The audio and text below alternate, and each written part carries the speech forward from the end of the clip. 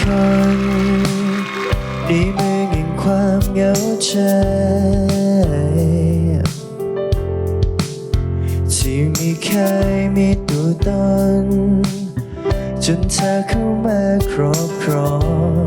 หัวใจ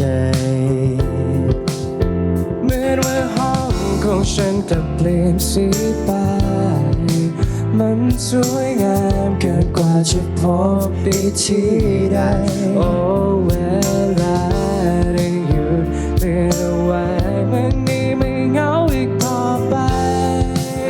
แค่วันนี้ฉันมีเธออยู่ตรงนั้นยืนอยู่ข้างฉันไม่เคยแม้แต่ฝันว่าจะได้พบเธอท่ามกลางคนทั้งเมืองอีกเป็นล้านโดยไม่ต้องตามหาใคร